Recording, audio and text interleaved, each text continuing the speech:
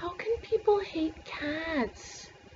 They're beautiful and they're cuddly and they love you and they're so sweet and they're so smart and they're just like, look at a cat. How can you look at that precious little face and be like, oh, no. Like, and it's really weird. There's this really weird phenomenon where you get a dog person and a cat person, and the cat person might not like dogs and the dog person doesn't like cats, but the cat person will be like, I'm not really a huge fan of dogs, and the dog person will be like, oh, cats are evil and all this other stuff, and it's like, no, fuck off. And the biggest thing I hear is like, they'll just turn on you any second, you can't trust them or whatever else. I'm like, honey, that's not true at all. And anyone who does feel that way, I'm gonna talk to you about stuff. Unlike dogs, which even them, cats are not afraid to let you know when they don't like something. And if they don't like something, they're gonna let you know in a variety of ways. And if you continue to ignore it, then yeah, fine, they'll attack you because you're like, okay, I've been telling you to leave me alone, but you're not leaving me alone, so fuck off, I'm gonna make it super clear that I want you to leave me alone. So, here's how to tell, if you're petting a cat and their ears go down, like either a combination or one of these things, their ears go down, their tail is flicking, and they start to breathe the more huffy breaths instead of like just the calm, relaxed breaths, they're like, that means they're not a happy kitty and they're kind of annoyed, and instead of having either like calm sleepy eyes or like bright happy eyes, they kind of have like they glare, they can glare, they're kind of glaring, then maybe the cat doesn't want to be touched right now and you should just leave the poor thing alone. Because if you keep on doing that, then if they are of more calm temperament, they might start growling, and then again, if you keep on doing that, they're going to attack you. Or if they're not of calm temperament, then they'll do the kind of thing where they don't bite you, they just kind of go like that, and they aren't doing that to show the intention of biting you.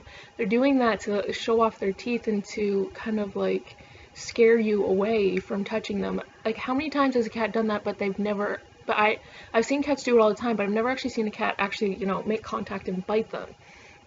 Now, if you keep on pressing past that point, they are going to scratch you, and they might do the thing where they grab you and then they go with their back claws, and some people are like, why won't you let me go if you want me to fuck off?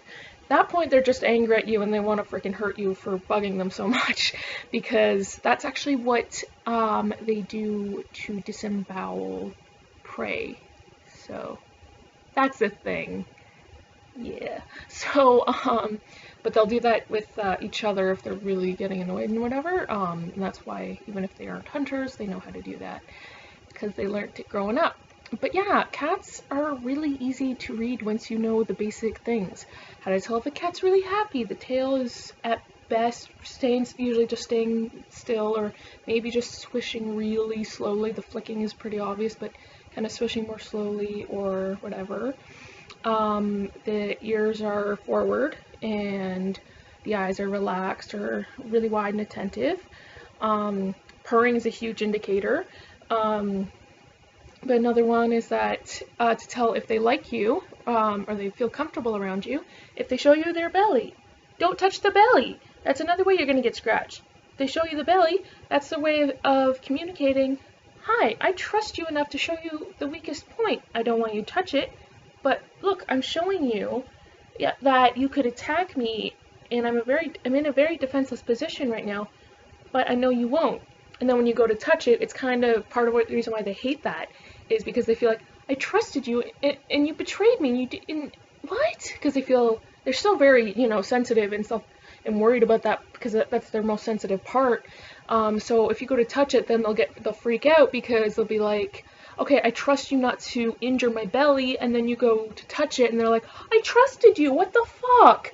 So don't touch the belly, but if they do that, that means, oh, the cat trusts me and likes me.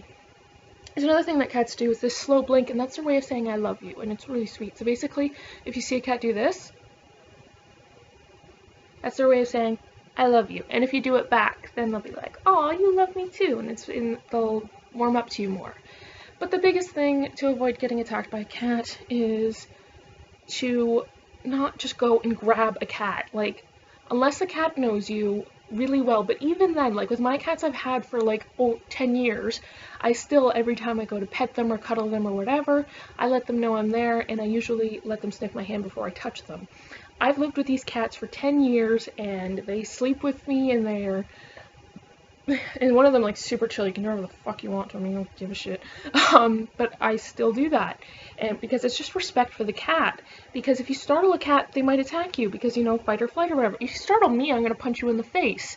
Like, I've punched my own mother in the face because she thought it would be funny to jump out at me, and I've freaking broken my laptop because I was watching a horror movie and there was a jump scare and I kind of so yeah. Anyways, so yeah, like it's just a natural reaction. So it's not that they hate you, it's just they want to show a distance. If a cat hates you, you fucking know the cat hates you, okay? So like right now, my cat is really mad at me because I had to put medicine in his ears, so he's warming up to me, but he's still not very happy with me because I had to put medicine in his ears and he hated it. But his ears are all better, so it's worth it. But yeah, and another thing too is that cats are very perceptive. So if you're presenting them with hostility, so if you're like, I fucking hate you, then they're gonna be like, oh, this is a hostile person, go in defensive mode. Or, you hate me? Fine, I'll hate you back. I don't know why we're hating each other, but fine. And a lot of people are like, cats hate me, so I'm gonna hate them back. And I'm like, no, it's because you're not. Because the thing is too is that they also sense stress levels. So if you're really scared and uncomfortable, then they're gonna be like, okay, they're scared and uncomfortable, so I have a reason to think. And also, a scared animal is a dangerous animal, so they're gonna be afraid of you a little bit because you're scared and I don't know if you're gonna attack me or not. So if you go to grab them or do something that they're not comfortable with, while having that fear and hesitation and whatever, then they're going to attack you back because they're not sure if you're attacking them because you're afraid, because they can tell you're afraid of them. So if you're just calm and relaxed towards them, then they will be calm and relaxed towards you. It's real easy.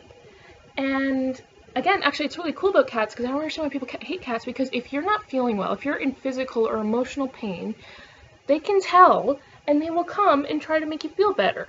And it's really fucking sweet because if you're like, I remember one time when I was way back like 13 or 14 and my first boyfriend broke up with me. Later learned I'm a lesbian, but anyways. And I was crying because I was like a 13 or 14-year-old and stuff. But anyways, my cat Winnie comes up onto my lap and I'm crying, right? So I have tears on my cheeks, and he rubs the tears away with his head. Like, he goes like, does that on my cheeks, and he's purring really loudly, and he's like, oh, you're sad, let me help you feel better. And anytime I've been sick, the bed has just had, or both of our cats just there the whole time. And besides, you know, if I've been sad or depressed or whatever, or anxious, they always come to try to soothe me. And even better, they can actually help heal you because the cat's purring is at the right frequency to not only increase bone density, so if you grew up with a cat, you're less likely to break bones as an adult, so that's a cool thing. And two, promotes tissue growth. So if you have an injury or like a cut or something, and there's a cat purring nearby, it will actually help it to heal faster.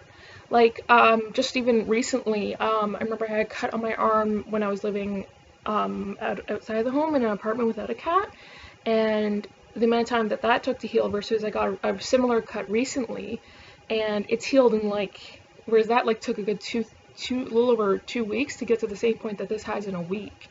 So that's pretty cool and I think it's because my cat Winnie, who purrs like a freaking motorboat, has been sad that my sister moved out recently and she's gonna take him, but she still has to get all her stuff set up in the new place before she can bring a cat over. So he's been snuggling with me constantly and purring all over me, so yeah, so cats, fantastic creatures, and I will always pick a cat over a dog. Not to say I hate dogs, I love dogs, I just can't take care of them. They're too much work and they smell bad. Whereas cats clean themselves, so that's a good thing. And they take care of any mice problems, so that's good too. Well, there's an issue with overhunting. This video is already like 10 minutes long. So what the fuck just happened? Sorry for that dim lighting.